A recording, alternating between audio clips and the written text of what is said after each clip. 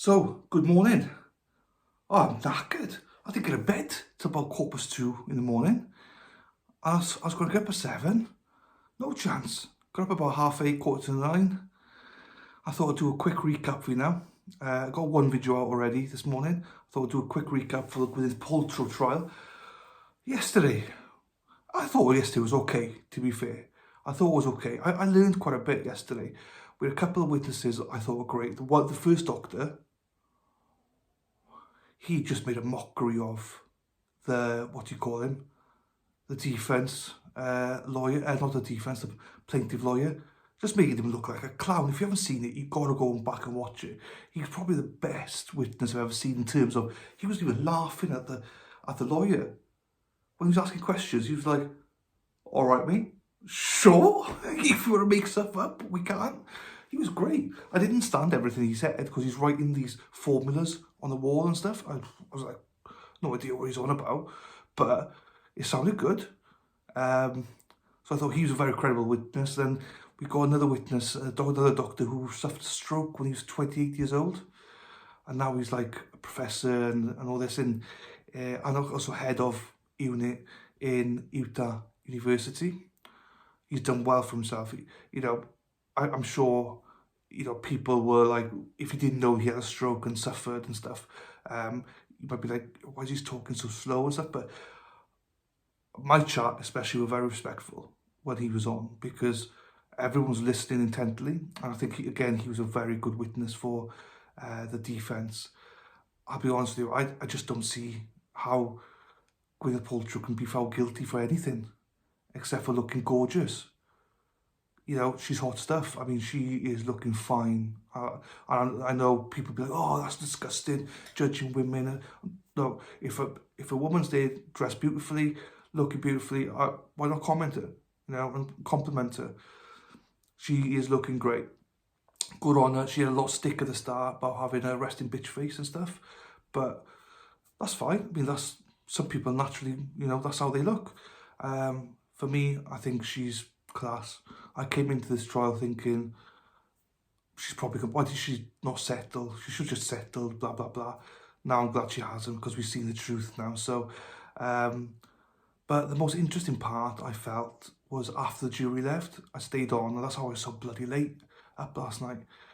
They were talking about how the trial's timed. I was like, what?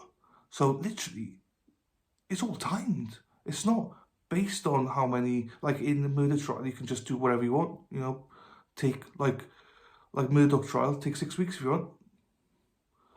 Like if this judge was in the Murdoch trial, that would have been like done in 2 weeks. This judge is strict about time and stuff like that. So, but he's very fair as well. He's my favourite judge. I like him. But yeah, it's all timed, and they were going through some other stuff that what could be included in the instructions for the jury and stuff.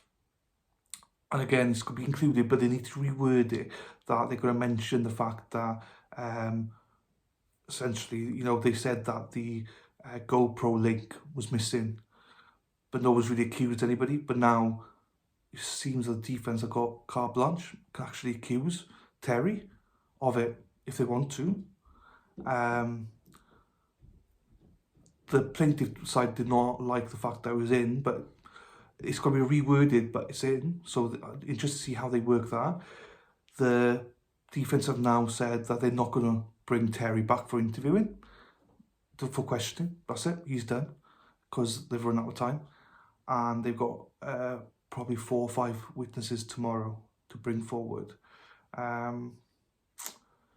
Yeah, and what I find interesting is that the judge was saying about essentially, because of the set amount of time that they got left, if they go over, if they, say they've got 5 hours left, wherever, I'm not sure what it is they've got left now, that all includes closing speeches. So they both want at least an hour of closing speeches.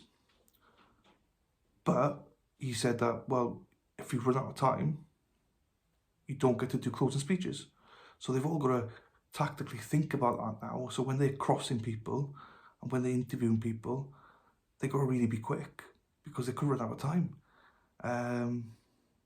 because the plaintiff want to bring up another doctor that already interviewed to essentially do a rebuttal against the doctor that was yesterday, who was very, very good, and basically said this doctor's calculations are all wrong. So it's all in the air. Now I think it's intriguing because it's all calculated now. Who do you use, who don't you use?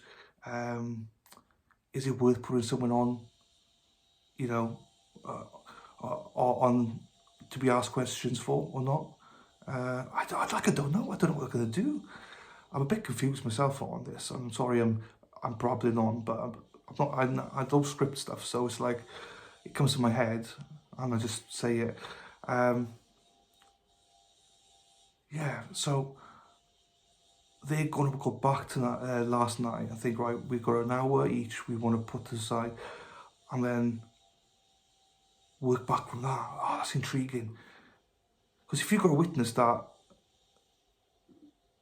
up there, you're thinking, do you cross him? This pass yesterday, I thought, why are the plaintiff crossing some of these guys? Just leave it. You're not going to win. So they're wasting time there. So yeah, that could come back and bite them a little bit. So all in all, and the judge made it very clear that at the end of the day, he'll give everyone a 5-minute warning whenever they've got 5 minutes left to do. That's it. So if the defence have only got half an hour left, that's all they get for the closing speech, closing arguments. Mad, but good. I think it's a bit of excitement. I think it's good. I think it's one of those that's interesting. I didn't know any of this.